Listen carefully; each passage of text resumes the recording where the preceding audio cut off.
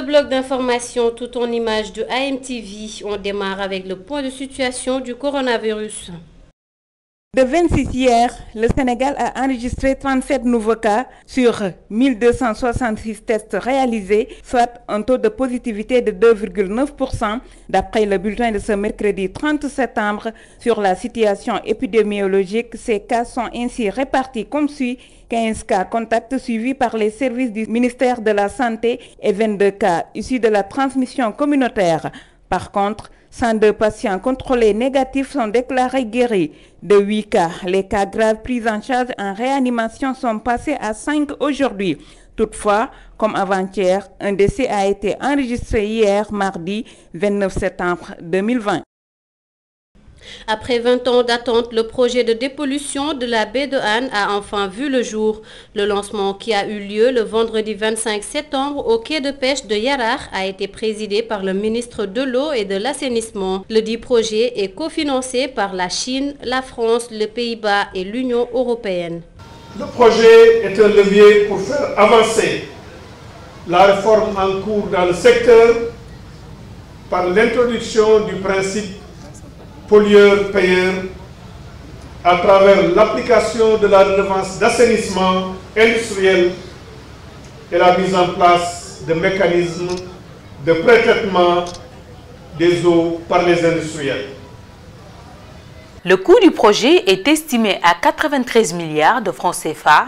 Le ministre de l'Eau et de l'Assainissement, Serigne Mbaye Thiam, revient sur les détails. 26 milliards 600 sur le budget de l'État du Sénégal, y compris 22 milliards 700 de taxes. 34 milliards 800 de prêts de l'Agence française de développement, dont les 15 milliards sont en cours d'instruction. 13 milliards 100 de subventions non remboursables des Pays-Bas, 9 milliards 100 de subventions non remboursables de l'Union européenne et 9 milliards 4 de prêts en négociation presque bouclés auprès de la China Development Bank. Le montant hors taxe du projet est de 70 milliards 300 millions de francs CFA.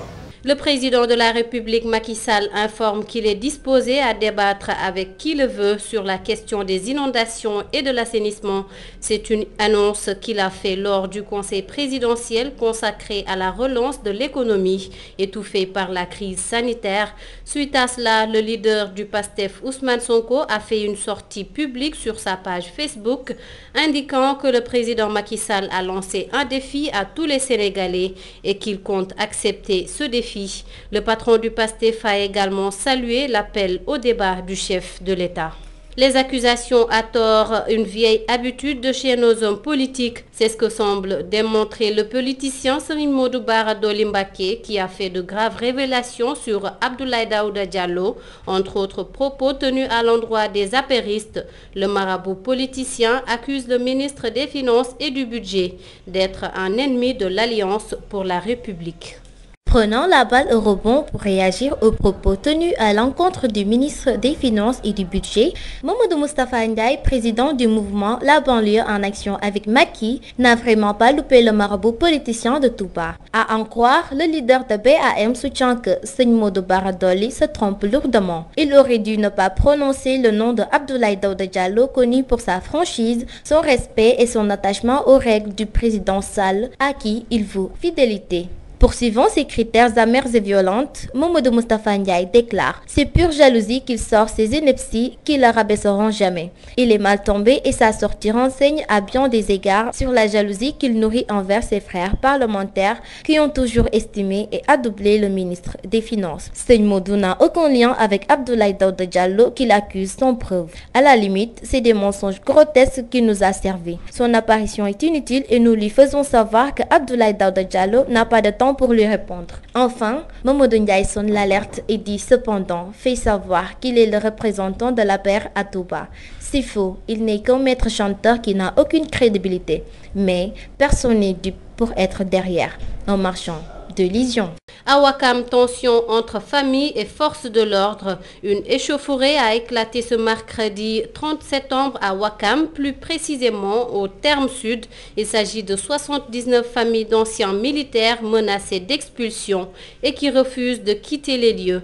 Ces affrontements qui ont commencé en début de journée ont causé des blessés et 3 gendarmes en font partie. La modernisation des transports en commun par le retrait des cars rapides, c'est ce que compte réaliser le chef de l'État Macky Sall.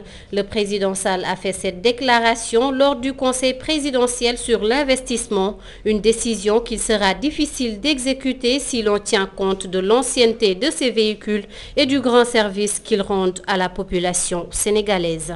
La révolution du transport urbain à Dakar avec le démarrage du train express régional et du BRT bus rapide transit dans les prochains mois sera accompagnée par le retrait des cars rapides de la circulation. C'est le souhait du président Macky Sall qui a fait l'annonce hier lors du conseil présidentiel sur l'investissement. Une décision qui inquiète les usagers de la route. Je ne suis pas d'accord parce que les Ndiaga et les cars sont très importants actuellement. Parce que ce n'est pas n'importe quel endroit que nous allons avoir le DER.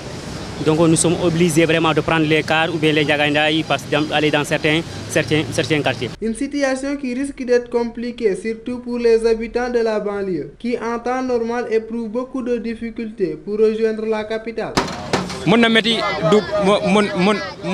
Vraiment difficile pour nous les banlieusards parce que nous prenons les cars rapides pour pouvoir regagner Dakar.